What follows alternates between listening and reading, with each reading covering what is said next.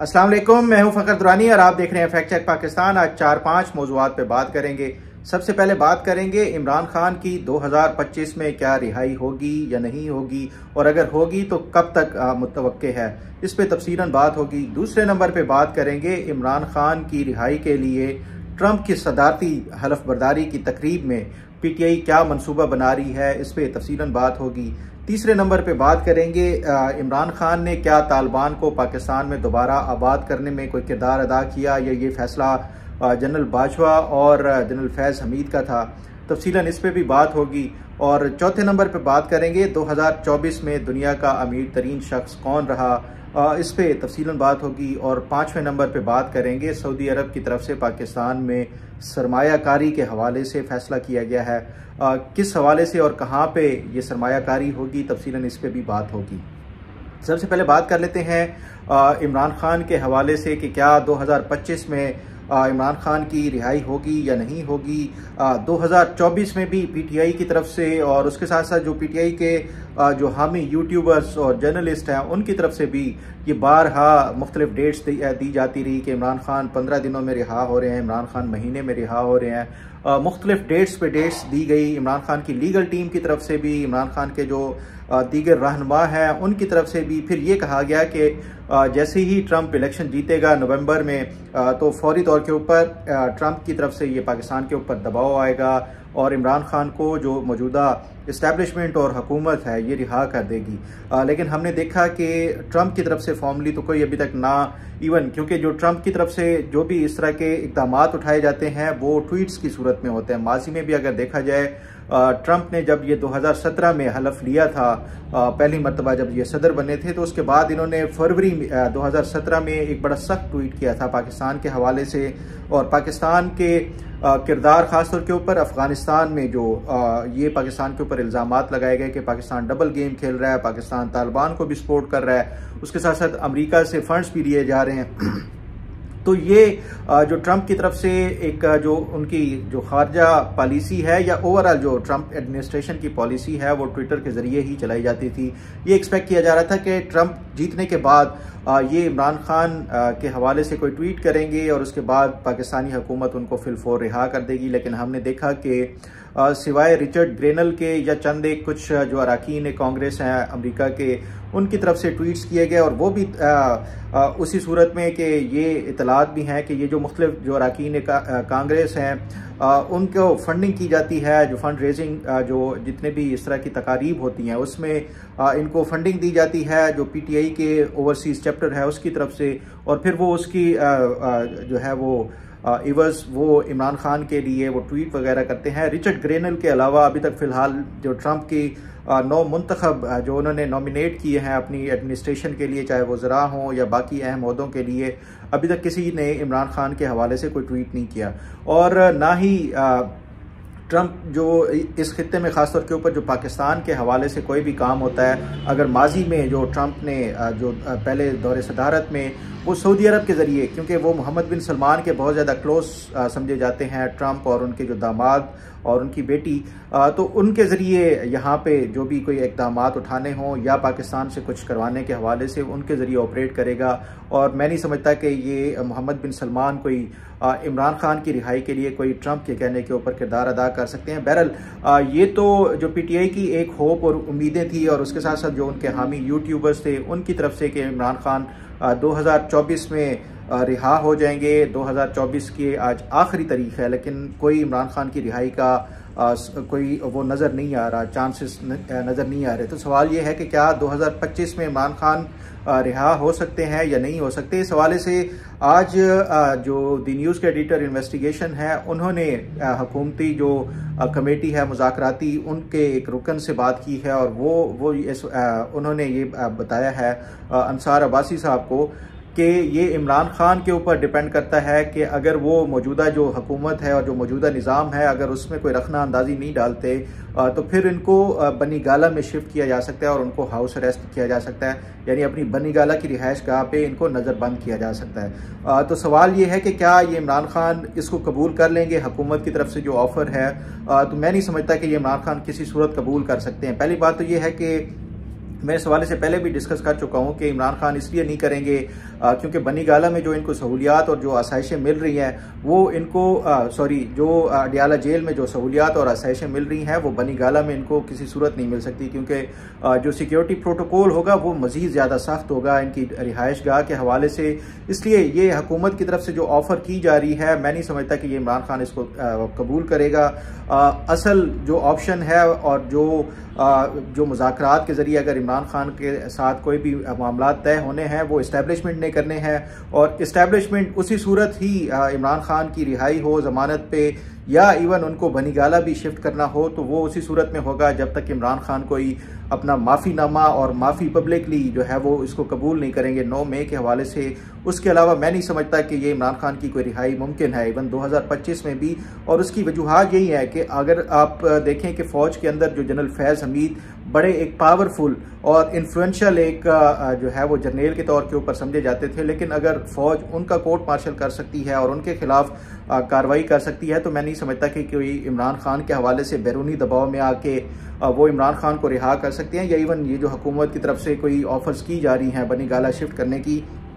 एक ही सूरत मुमकिन है इमरान खान पब्लिकली माफ़ी मांगेंगे तो उस सूरत में कोई फिर इनके लिए रास्ते निकल सकते हैं। बहरहाल ये टोटली अब डिपेंड करता है इमरान खान के ऊपर कि क्या वो माफ़ी मांगते हैं और इस हवाले से कोई रिटन एग्रीमेंट और उसके साथ साथ कोई वीडियो स्टेटमेंट ये जारी करते हैं माफ़ी के हवाले से कि 9 मई एक गलती थी, नहीं होनी चाहिए थी। इस तरह का अगर कोई इमरान खान की तरफ से बयान आता है तो फिर मेरा ख्याल है कि इमरान खान के लिए कोई रास्ते खुल सकते हैं। अदरवाइज़ 2025 भी वैसा ही रहेगा जैसे 2024 रहा है। तो ये टोटली इमरान खान के ऊपर मुनहसर है। अब ज़रा बात कर लेते हैं कि पीटीआई की तरफ से जो इमरान खान की रिहाई है उसके लिए एक मंसूबा बनाया जा रहा है, और वो मंसूबा है कि ट्रंप की जो सदर के हलफ लेने की जो तकरीब होती है 20 जनवरी को अमेरिका में होती है, इस हवाले से क्या जो ट्रंप की हलफ बर्दारी की तकरीब पे पीटीआई जो मैक्सिमम जो अट्रैक्शन है ख़ासतौर के ऊपर मीडिया और उसके हवाले से वो मकबूल कराने के लिए और इंटरनेशनल मीडिया का उसके लिए ये मंसूबा बनाया जा रहा है कि वो हलफ बर्दारी वाले दिन एक मैसिव रैली या क्राउड निकाल के इमरान खान की रिहाई के हवाले से एक पूरी कैंपेन चलाई जाएगी। उसमें अगर आप माजी में देखें तो पीटीआई की तरफ से खासतौर के ऊपर जब पाकिस्तान IMF के साथ मुज़ाकरात कर रहा था ये बेल आउट पैकेज के हवाले से, तो उस टाइम जो पीटीआई ओवरसीज चैप्टर खासतौर के ऊपर जो US चैप्टर था उनकी तरफ से वाशिंगटन में एक रैली निकाली गई। IMF के ऑफिस के बाहर पीटीआई के जो प्रोटेस्टर्स थे और जो पीटीआई के सपोर्टर्स और हामी थे उन्होंने ना सिर्फ ये कि एक पूरा कैंप लगाया, फिर उसके साथ साथ जो इलेक्ट्रॉनिक जो व्हीकल्स के ऊपर ख़ासतौर के ऊपर इन्होंने मैसेजेस वगैरह जिसमें आर्मी के खिलाफ नारे, इलेक्शन चोरी के हवाले से इल्ज़ामात और दीगर इस तरह की जो कैंपेन चलाई गई थी ताकि IMF को ये रोका जा सके कि वो पाकिस्तान के साथ जो लोन के हवाले से ये मुआहदा ना करे और पाकिस्तान को दिवालिया होने दिया जाए, क्योंकि पाकिस्तान में जो ग्रॉस ह्यूमन राइट्स की जो वायलेशन हो रही हैं, तो ये पीटीआई की तरफ से ऑलरेडी पहले इस तरह की कार्रवाइयाँ की जा चुकी हैं, UK में भी की जा चुकी हैं, इसके साथ साथ अमेरिका में भी की जा चुकी हैं। तो अब एक बार फिर ये पीटीआई इसी तरह का, क्योंकि उस दिन दुनिया भर का मीडिया होता है, जो अमेरिका के सदर की हलफ बर्दारी की तकरीब होती है, पूरी दुनिया की जो तवज्जो है वो उसके ऊपर मरकूज होती है, तो ये दुनिया भर के मीडिया के सामने ये इस इशू को हाईलाइट करने के हवाले से पीटीआई इस तरह का कोई मंसूबा बना रही है। सवाल ये है कि क्या इस तरह की मीडिया अटेंशन हासिल करके क्या इमरान खान को रिहा करवाया जा सकता है, तो मैं नहीं समझता कि ये इस पे कोई पीटीआई को इस पे कोई कामयाबी मिल सकती है। इसलिए ये भी एक फ्यूटाइल एक्सरसाइज होगी पीटीआई की तरफ से। जिस तरह IMF हो एक छोटा इदारा है, छोटे से मतलब कि एक हुकूमत नहीं है, कोई रियासत नहीं है, अगर वो इनके इस तरह के जो प्रोटेस्ट और उनके ऊपर असरअंदाज इनके प्रोटेस्ट नहीं हो सके और वो अपना पाकिस्तान के साथ उन्होंने जो लोन एग्रीमेंट था वो तय कर लिया इन प्रोटेस्ट और इन ये जो ह्यूमन राइट्स की वायलेशन को उजागर करने के बावजूद, तो अमेरिका जो दो रियासतों के जो ताल्लुकात होते हैं वो इस तरह के प्रोटेस्ट के ऊपर मैं नहीं समझता कि वो तब्दील हो सकते हैं। इसलिए ये पीटीआई की ये जो एक वो की जा रही है, कोशिश की जा रही है, मैं नहीं समझता कि ये कोई कामयाब होगी। अब ज़रा बात कर लेते हैं इमरान खान ने क्या तालिबान को पाकिस्तान में दोबारा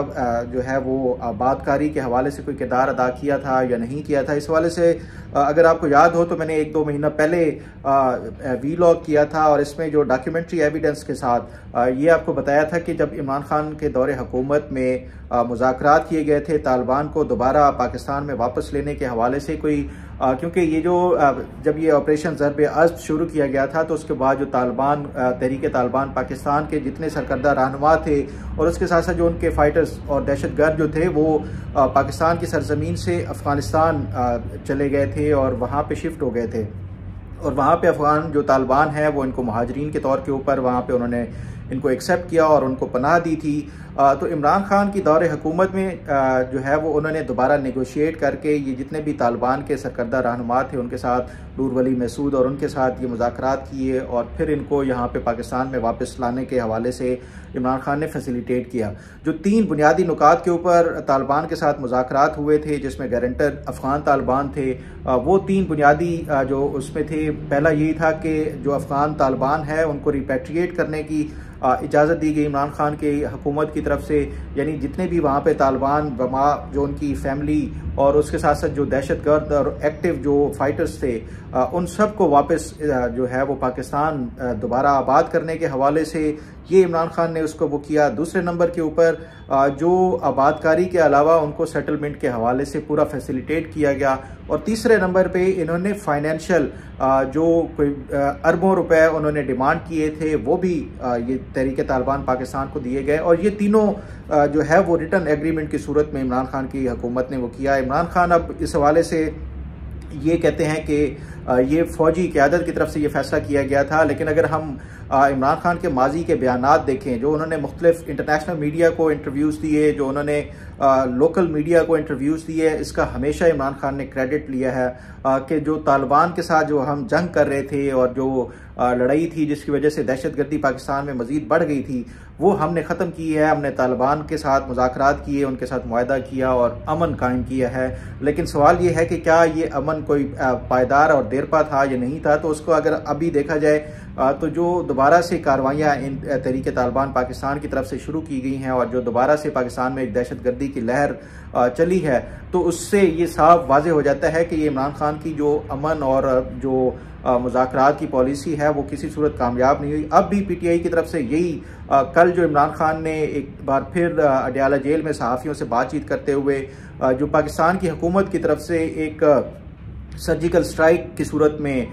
जो 24 नवंबर को किया गया है वहाँ पे कार्रवाई की गई है अफ़गानिस्तान के अंदर, जिसमें 70 के करीब जो तहरीक तालिबान पाकिस्तान के ये दावा किया जा रहा था कि उनको जहन्नुम वासिल किया गया है, जो दहशतगर्द थे उनको। ये उस पर इमरान खान ने कहा कि बड़ा अनफॉर्चुनेट है कि पाकिस्तान ने जो अफ़गानिस्तान की सरजमीन की जो है वो सोवरेनिटी और उसकी खिलाफ वर्जी की है, ये नहीं होना चाहिए था। गोया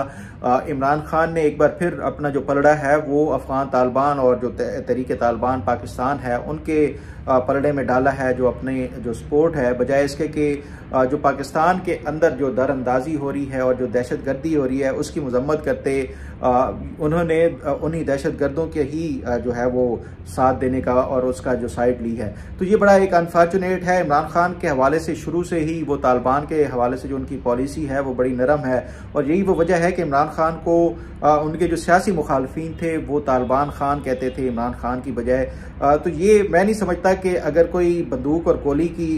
जो ज़ुबान से बात करना चाहता है तो उनके साथ आप कोई मुज़ाकरात करके कोई मामलात को तय कर सकते हैं। इसलिए जो रियासत की तरफ से अपनी रिट को बहाल करने के लिए ये इस तरह की कार्रवाइयाँ करनी ही पड़ती हैं और ये सबसे बेहतर और जो ज़रूरी है, मैं समझता हूँ कि ये इमरान खान की जो जमात है PTI उसको ना सिर्फ ये कि रियासत का साथ देना चाहिए बल्कि ये जो एक नेशनल पॉलिटिकल जो कंसेंसस है उसके हवाले से PTI को भी इनके साथ तमाम सियासी जमातों के साथ बैठ के ये इस पर एक यकसा कोई पॉलिसी बनानी चाहिए। बहरहाल ये इमरान खान की तरफ से एक गलत फैसला किया गया है जो, और मैं समझता हूँ कि इसका मुज़ाकरात के ऊपर भी जो है वो PTI और हुकूमत के दरमियान जो हो रहे हैं उसके ऊपर असरअंदाज हो सकता है। अब ज़रा बात कर लेते हैं दुनिया भर में जो खरबपति जो अमीरों का हवाले से जो एक नया वो आया 2024 में किसकी दौलत कितनी बड़ी है, तो उस पे आज जो एक खबर छपी है उसके मुताबिक जो बिलियनियर के जो इंडेक्स है 2024 की, उसके दौरान जो तकरीबन जो जितने भी बड़े बड़े जो बिलियनियर्स हैं उसमें सबसे ज़्यादा जो सरफहरिस्त हैं वो एलॉन मस्क ही हैं। एक बार फिर उनकी जो दौलत है वो तकरीबन 1302 खरब रुपए के असास से हो गए हैं पाकिस्तानी। अगर ये डॉलर्स में देखा जाए तो ये कोई तकरीबन और अगर ये इसको उसमें डॉलर्स में देखा जाए तो वो 200 अरब से ऊपर डॉलर से ऊपर जो है ये एलॉन मस्क के जो है वो टोटल एसेट्स हैं। इसी तरह के जो बाकी अगर इसमें मार्क जुकरबर्ग है उसके हवाले से देखा जाए तो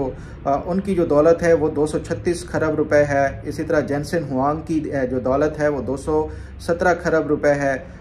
लैरी एलिसन की जो दौलत है वो 195 खरब रुपए है। उसी तरह बर्नार्ड की जो दौलत है वो कोई 86 खरब रुपए है, कम हुई है। अगर इसके अलावा बाकी जो देखे जाए तो जो खरबपतियों के हवाले से तो जो एलन मस्क के टोटल जो वेल्थ है वो 468 अरब डॉलर्स इनकी 2024 में जो है वो असासे बन चुके हैं। और इनकी जो दौलत है ये तकरीबन 2024 में डबल हो गई है। 200 अरब डॉलर जो है वो इनके उसमें इजाफा हुआ है। और उसके साथ साथ जो ख़ास तौर के ऊपर ये जो इलेक्शन वाले दिन जो डोनाल्ड ट्रंप के जो इलेक्शंस हुए उस दौरान इनकी जो वेल्थ थी उसमें दुगना एक इजाफा किया गया है। इसके साथ साथ जो अगर देखा जाए जो खासतौर के ऊपर जो इनके जो टेस्ला के स्टॉक है उसकी कीमत में कोई तकरीबन 70% जो इनका वो जो गाड़ी के हवाले से वो भी बढ़ी है। तो ये ओवरऑल जो इस 2024 जो सबसे ज़्यादा कामयाब रहा वो एलन मस्क के हवाले से ही रहा। बहरहाल अब ज़रा बात कर लेते हैं सऊदी अरब के हवाले से जो सरमायाकारी करने के हवाले से। आपको याद होगा कि जब ये PDM की पहली हुकूमत बनी थी, जब ये नए आर्मी चीफ आए थे जनरल आसिम मुनीर, तो उन्होंने एक अपना विजन पेश किया था कि वो एग्रीकल्चर के हवाले से पाकिस्तान में एक ज़रूरी इनकलाब लाना चाहते हैं। और उसके साथ साथ उन्होंने एक जो है वो SIFC के नाम से एक प्लेटफॉर्म बनाया था जिसमें जो फ़ॉरेन जो डायरेक्ट इन्वेस्टमेंट को फैसिलिटेट करने के लिए वन विंडो ऑपरेशन और तमाम तर जो प्लेटफॉर्म है उसको एक उसके ऊपर वो इकट्ठा करना था ताकि जो बैरूनी सरमायाकार हैं वो पाकिस्तान में जो सरमायाकारी करने चाहते हैं वो उनको सरकारी दफातर के कोई चक्कर ना लगाना पड़े। अब उस हवाले से एक जो आज खबर रोजनामा जंग में छपी है उसके मुताबिक जो रेकोडिक के हवाले से पाकिस्तान और सऊदी अरब के दरमियान ये मुज़ाकरात काफ़ी अरसे से चल रहे थे कि सऊदी अरब रेकोडिक की जो सोने की एक्सप्लोरेशन और उसके हवाले से वो कुछ शेयर्स खरीदना चाहता था। अब फाइनली जो है वो सऊदी अरब कोई 15% जो रेकोडिक के शेयर्स हैं वो ख़रीदने के लिए रजामंद हो चुका है। और उस हवाले से कोई ये जो 15% जो शेयर हैं ये तकरीबन 150 अरब रुपए में ख़रीदने के हवाले से पाकिस्तान और सऊदी अरब के दरमियान डील हुई है, जिसमें 100 अरब जो है वो इनिशली पहले फ़ेज़ में इनको वो दी जाएगी जो सऊदी अरब की तरफ से तकरीबन 92 बिलियन, ये 10% इनके शेयर के हवाले से। और जो दूसरा जो इसमें फ़ेज़ होगा उसमें 58 बिलियन रुपीस जो है वो 5% शेयर के सऊदी अरब वो पे करेगा। और उसके एवज़ जो रेकोडिक के हवाले से जो पाकिस्तान में सऊदी अरब के 15% शेयर्स हो जाएंगे। बहरहाल उम्मीद यही है कि पाकिस्तान के जो आगे ख़ासतौर के ऊपर मईशत के हवाले से और ओवरऑल जो इकनॉमिक कंडीशन है पाकिस्तान की हर गुज़रते साल के साथ अब बेहतर होगी। अगर स्टॉक एक्सचेंज देखें या फिर इंटरेस्ट रेट देखें वो कम हुआ है, स्टॉक एक्सचेंज तेज़ी से बढ़ रहा है, तो ये ओवरऑल जो इशारे हैं इक़्तिसादी जो इशारे हैं पाकिस्तान के हवाले से काफ़ी मुस्बत जा रहे हैं। सवाल यही है कि जब तक पाकिस्तान में पॉलिटिकल स्टेबिलिटी नहीं आती तो मैं नहीं समझता कि ये कोई इसका सस्टेनेबल या कोई ड्यूरेबल जो है वो पाकिस्तान की इकनॉमिक जो